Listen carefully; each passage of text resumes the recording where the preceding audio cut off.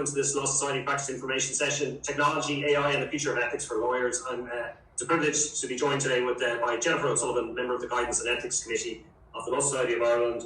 She's founder of Law Hero, which we just had a little chat about. She's legal counsel for Volkswagen Group and Financial Services Ireland, and she's a member of the In-House Committee and Guidance and Ethics Committee. So you're very welcome, Jennifer.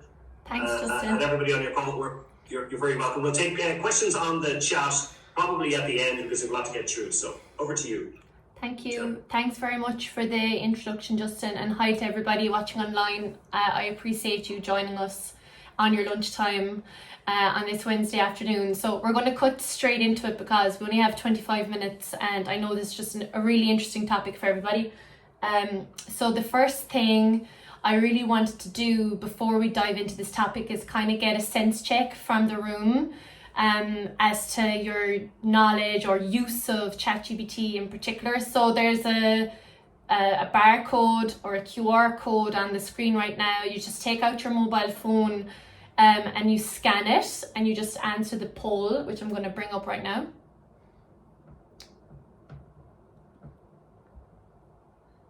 So can everybody see the poll? I can, yeah. Okay. So yeah, I mean, I always find it interesting as to people's honesty around using ChatGPT in the workplace, but of course using ChatGPT in legal practice is even more dangerous, as we'll find out later on. Okay, so yes 13%, no 88%. That seems like a landslide to me, Justin. Oh wait, the odds are changing. But they're still not in the majority, and that's exactly what I expected. Even though this is anonymous, I was sure we were going to have a lot of no's. Okay, so thanks everybody for participating in that, and that gives me a clear indication of what I'm dealing with. Okay, so back to the presentation.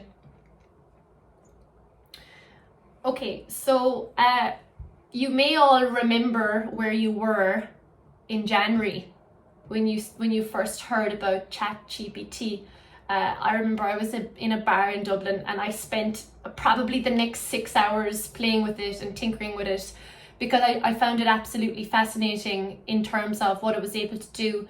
And just taking a step back, so ChatGPT is a type of open AI, so open artificial intelligence, and it uses a type of technology called generative pre-trained transformer, which simply means it's a question and answer setup, a little bit like Google. And how it works is it actually uses natural language processing.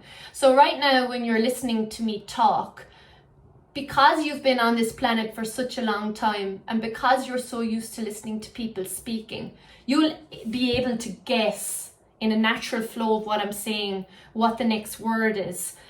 We have an amazing ability to assume the natural process of a sentence.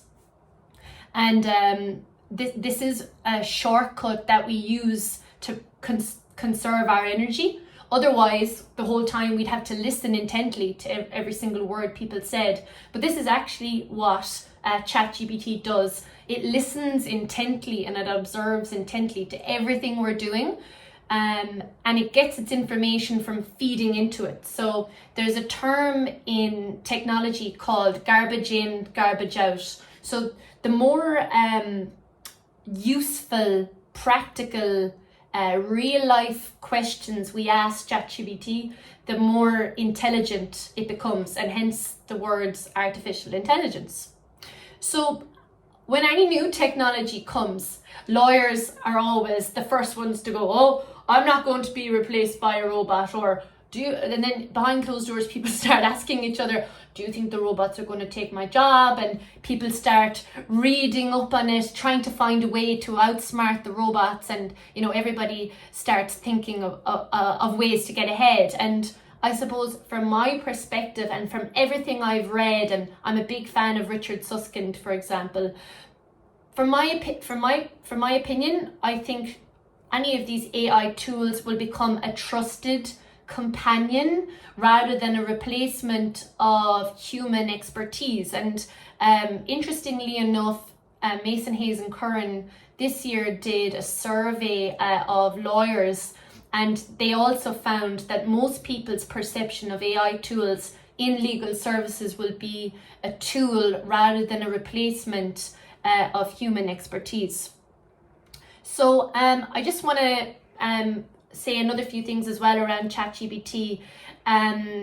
It ingests billions upon billions of words a day. So January 2023 was when it came to prominence here in Europe. Obviously, it's been made long before that. But if you can imagine that every single day that ChatGPT lives, it's becoming more and more aware of the planet. So just bear that in mind. Okay, so we're here because of the law and ethics, and it would be completely remiss of me if I didn't mention to all of you the very famous recent case of Mata v Avianica Airlines that's been doing the rounds on LinkedIn, and it's being used as an example of, oh, we can't trust ChatGPT. But I just wanted to go over some of the facts of the case. It's quite interesting. It was just a bread and butter personal injury case. A man got knocked over in Kennedy International. He wanted to sue the airline. Very, very normal stuff. And the kicker came when the plaintiff's lawyer actually used ChatGPT looking for case law. So this is quite interesting because, as we know, ChatGPT learns on the job. It doesn't have any knowledge without our input.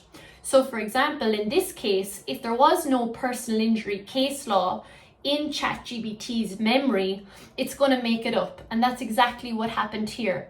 Now, interestingly enough, and as I said earlier, ChatGPT runs off a natural language processor.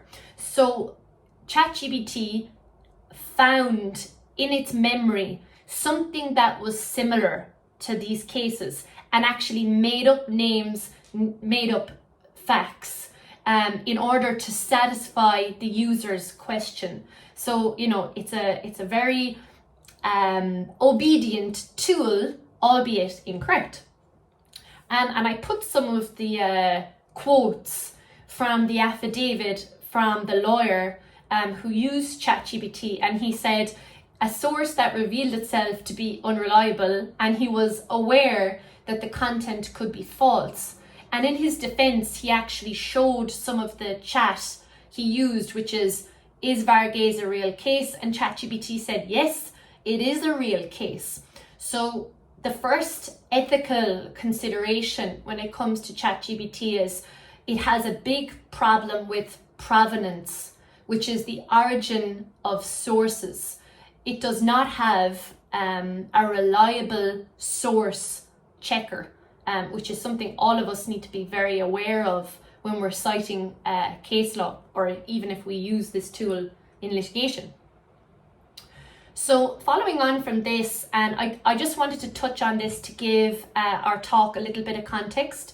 We're not the only ones who are being faced with AI as a tool. Most of you will have touch points with education, whether you have kids in university at the moment or doing the leaving cert. There's going to be a big problem with plagiarism, for example, and universities in Ireland at the moment are grappling with trying to draft policies. How do you mark students down? Do you do it on a proportionate basis? Do you give them a straight fail for using ChatGPT in the first place? Is it even disallowed? Is it plagiarism? All these questions need to be answered by educators. Some people are worried that it will render some areas redundant. I would tend to agree with that, but I wouldn't see it as a bad thing. Certain tasks definitely can be automated through AI. In the legal profession, an easy win would be research or summarizing case law, or things like that that are fairly mundane. Some of you may have used Kira, which is an AI tool that's used in big law firms for large-scale mergers and acquisitions. There's also AI used in discovery. I'm sure you're all very familiar with that. There are some use cases where it is very useful. And then I suppose when we move into the question of unethical, We start to talk about a duty of care, not only from solicitors, but from other service providers. Is there human oversight? And when I talk about military use in a second, you'll see why that's important. And then some of the other things we think about when it comes to using third-party tools like cybersecurity, GDPR, and one that's happening at the moment is fair use policy when it comes to employees using technology in the workplace. More than likely ChatGPT will come under a fair use policy. I just wanted to mention military use because I have a personal interest in war and public international law, and I actually stole this from Barry Scannell, who's probably the most vocal person on LinkedIn and in Ireland when it comes to AI law. But he just mentioned about some of the AI capability of drones and drones that can destroy buildings that are given a certain instruction, but of course the drone doesn't care if there's people in the building. All it wants to do is destroy what it was set out to destroy. And this is the problem we have with AI. Law is never black and white. There's always going to be a grey area, and this grey area is where moral and ethical concerns come in that arguably only human beings are able to kind of produce as beings who have been, experience different situations in their lives. For example, litigation would be one where people would, for example, know judges, know different courts, understand kind of different local dynamics. That would be a thing that AI would have trouble grappling with. And then other patterns outside of black and white, this is something for sure that AI doesn't have yet. And that's why I said at the start that lawyers will not be replaced by AI because AI lacks this grey area capability. So when it comes to solicitors, we always hark back to our trusted companion, which is the Solicitor's Guide to Professional Conduct. As you all know, it was reissued this year by my colleagues in Guidance and Ethics Committee, of which I'm a member. And I thought I would pull out kind of two references, which I think are quite relevant to a solicitor's use of ChatGPT or Google Bard in the workplace. So obviously confidentiality would be the first place you would think of when it comes to professional conduct. But I thought that this first quote was actually quite relevant because what it says is that IT maintenance contractors and others, and when it comes to like that third party element, the solicitor should ensure that the appropriate industry standard agreements are in place with the provider and that those agreements are in compliance with GDPR, and disclosure should be limited to what is necessary. So for me, this quote has two parts. It has adherence with GDPR and technical and security measures under Article 30 of GDPR, and then disclosure to me would be confidentiality, breach of client confidentiality. The thing with ChatGPT is most people who are experts in GDPR say that ChatGPT is not GDPR compliant. And this is because we have no idea what they are doing with that data. We have no idea. They have no transparency at all around what they're doing with that idea. So if you have employees in the workplace going, I have a personal injury case in Limerick next week, I wonder what the judge will say. I mean, that's going to be a big breach of confidentiality and a personal data breach, if you look at it like that. And then the second quote is kind of backs up what the first one says.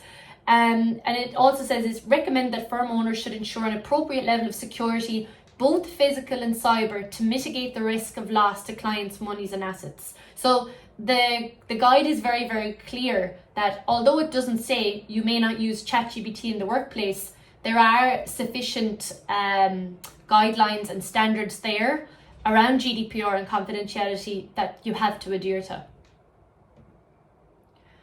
Okay, this is the last little bit of legalese I'm going to hit you all with.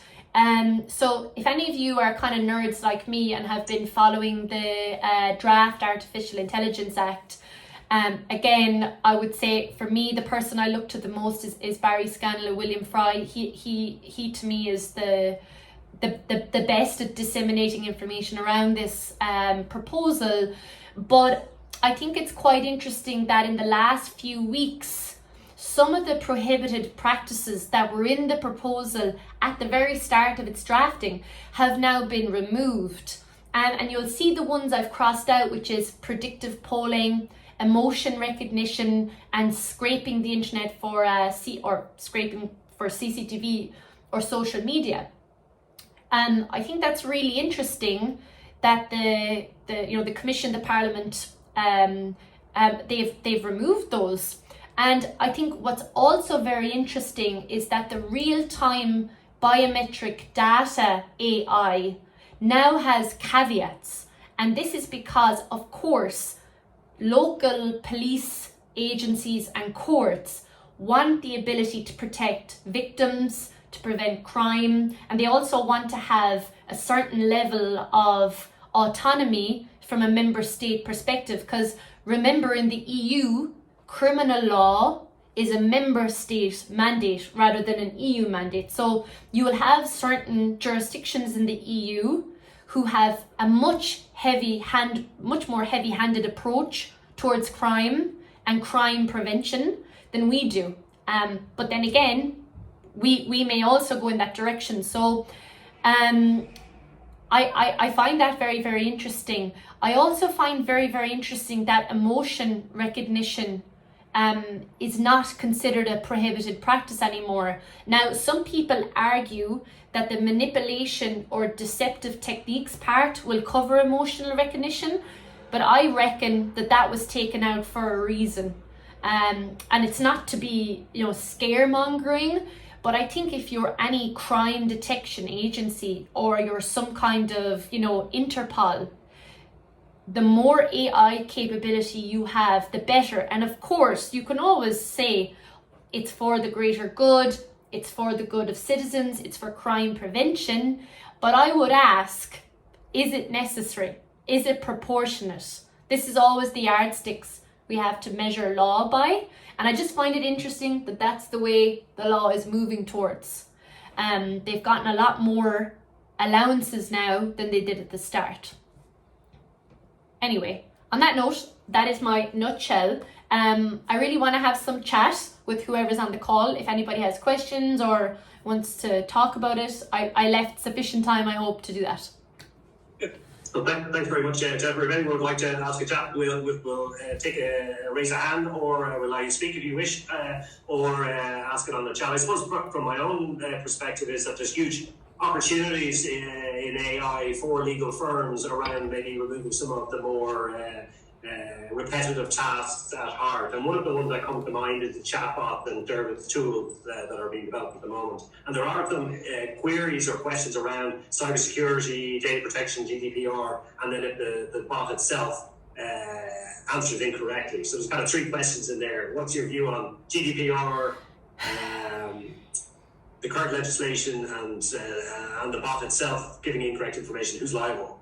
Yeah, so I mean, when I was thinking about this, I thought to myself, people are always going to prefer human interaction, especially if it's something, urgent, or like, for example, changing a flight. Everybody wants to ring up and talk to somebody on the phone.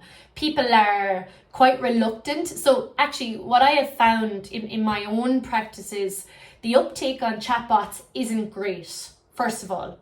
So if they're not being utilized, as I said with ChatGPT, they're not becoming more intelligent. So that's the first thing. They're only as good as the input. Your second question around the law. Yes, chatbots are subject to privacy laws, GDPR, cookies as well. If there's cookie and caching going on, they'll be subject to that.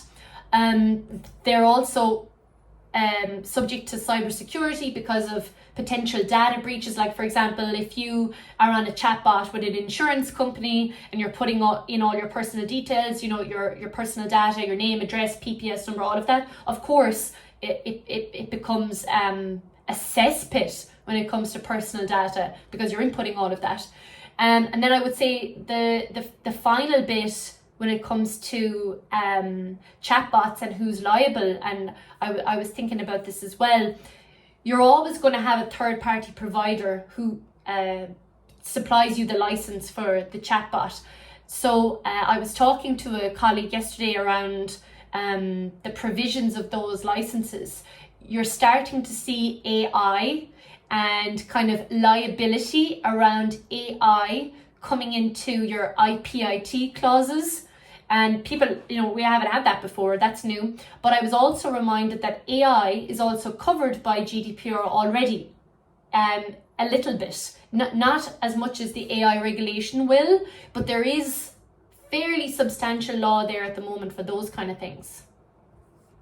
Okay, just referring to that one about how up to date is AI, or can we trust AI? I suppose there's two questions there, but how up to date is AI? Yeah, well, I suppose when it comes to technology, like if you think of email, if you think of cloud computing, that kind of thing, you have to trust the providers. And we've seen, for example, with the massive data breach that Meta has had, like if you think of when people started using Facebook back in 2009, 2010, they have about 20 years of transferring personal data without a legitimate basis in GDPR. So I think from a legal perspective, there are so many holes in the bucket, and it'll take fines and it'll take people suing these companies for them to bring up their compliance. But in terms of trust, I would say that as a people, we have extreme trust when it comes to technology. People have no problem sharing information on their phone, like Samsung and Android. I don't want to get into the whole debate between Android and iPhone, but like everybody knows that data is being used. Everybody knows the data on TikTok is being used in a manipulative sense. So the unethical question is there, but it doesn't stop people using it. So I think if somebody's, for example, financial details were made public, that might be a reason for somebody to become irate. But most people seem to be fairly comfortable that their life story is online or in a cloud somewhere. I think it's just how we've moved, especially it's been since COVID. It's moved that way. So maybe just turning a little bit to like the small practitioner or the practitioner themselves and the use of AI, and what should they be thinking about in their offices as to how they use it. And I know somebody's just put something up there on the chat around the basically information they get from the AI is an opportunity to get them to call in to your office for more detailed discussion. But do you have any views on how small or medium-sized practitioners or even larger firms, how they're using AI at the moment themselves, and what could they be doing more going into the future to sort of keep themselves up to date or up to speed? How do you see it happening, if that's not too broad a question? Well, from my own perspective, the very first area it's been used in is contract management and litigation. They're kind of the easy wins. And those tools have been around for the last 10 years. They're not new. Obviously, today we're talking about ChatGPT, which is, as I said, it's a question answer kind of a thing. But the problem is the confidentiality. So I think were you to find, and there's thousands of solutions out there, a solution that satisfies cybersecurity law, satisfies GDPR, you're happy with the confidentiality agreement with the third-party provider, by all means start to use it, because the longer you leave it, the more behind you're going to be, and the less value you're going to be able to give your client at a lower price, because let's face it, things are very competitive and people want things done quicker. Easy wins would be research, things that trainees currently do, research. I've heard people using, for example, Thomson Reuters precedent bank to make things like employment agreements, NDAs, kind of very bog standard, low risk Now, employment agreement isn't low risk, an NDA is. Those kind of things can be done very, very well by AI. The high value stuff, leave that to the humans. Yeah. So I missed the front part of that question, but do you think AI can replace initial conversations with clients? No. So pre-instructions. No, I don't think so. Well, okay, it depends on the service you're offering.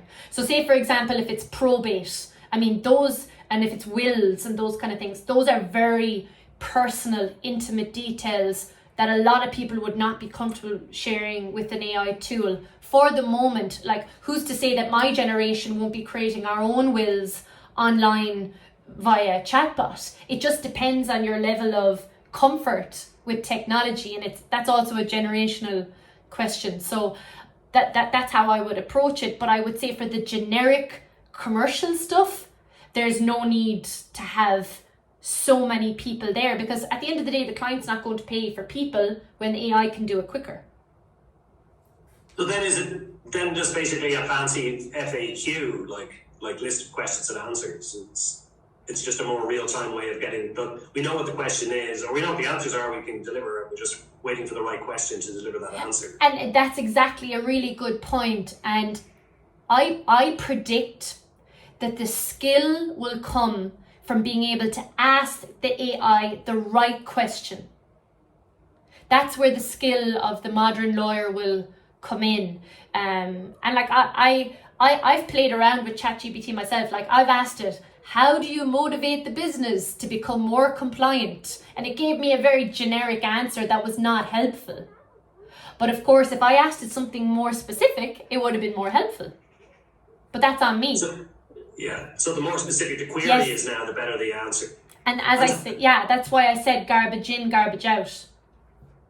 And just we're running into the last couple of minutes here, so if anyone has any further questions, we'll just take them very quickly. But how do you see the future then? You know, there's a regulatory environment that's probably going to change, but then the technology is also going to keep changing. So it looks like the regulatory is all the time trying to catch up with the AI, but the AI is probably ahead of the technology developers are ahead of it. So are we? Yeah, I would say if you are currently using AI and it is not compliant, I think now's the time to start checking. If you're thinking of using it, I would say, for me, looking at risk, the highest risk is in automated decision making. And a lot of companies use automated decision making, especially when it comes to credit scores. In finance, that can be detrimental if you don't get a mortgage, if you don't get a car loan, those kind of things. You have to be able to explain the decision-making process. And that can only be done when you understand the technology yourself. So I would say my tips to, especially in-house counsel, I know it's not in-house counsel, but look at what you have, make sure it's compliant. And then if you're a small practitioner, or if you're in a law firm at the moment and you're looking to purchase AI, make sure you collaborate with your data protection manager, with your cybersecurity people. Make sure it's a collaborative purchasing of these tools, because at the end of the day, the lawyers can't do it all. You need to work with your business partners to get the right tool for you. Just two last questions from me, but one is from somebody else. But could AI be used as a substitute for legal training or law exam study? Yeah, so I've heard that the ChatGPT is able to pass the Watson-Glaser test, which is used to assess trainees. I've heard that it's able to pass certain bar exams. But at the end of the day, in order to practice law, you have to have, your practicing cert. So what good is it passing the exam if you can't become a professional? And you can only have privilege with a solicitor. You can't have privilege with technology. So that kind of thing to me is redundant, because what good is doing the exam if you can't practice the law? Yeah. Very good. So any final tips for people going forward around just educating themselves more or finding out more what you think they should be doing? As I said, I follow Barry Scannell on LinkedIn. That's where I get most of my information. He's really good. I would say become aware of AI tools. Don't be afraid of them. They're here to stay. They're not going anywhere. They're extremely helpful when it comes to contract management, litigation management, and discovery. We're already using them, so that's not a big deal. I would say when it comes to managing your workforce and their use of ChatGPT on the job, in order to protect yourself as an employer, put in a fair use policy, speak openly about these tools rather than in secret, because people are using them, but you have to talk about them in order to legitimize them. That's what I would say. And just in the last kind of comment there was, if it's prone to hallucinations and lacks common sense, will it continue to be a risk going forward, even if the tech becomes more sophisticated? I think it's like a baby, you know, so it's going to blubber at the start and go, blah, blah, blah, I don't know, but once it starts to make sense of the world, and as I said, once what you're feeding it is more accurate and it becomes more sophisticated, then the quality is going to be very good. Any tech at the start is always going to be rubbish. Like, think of the first iPhones, how clunky and horrible they were, and now look what we have. They're absolutely fabulous. The exact same trajectory is going to happen with ChatGPT. We're in the early stages of development, so I wouldn't write it off. Okay, and on that note, we're just out of time. Listen, Jennifer, thanks a million.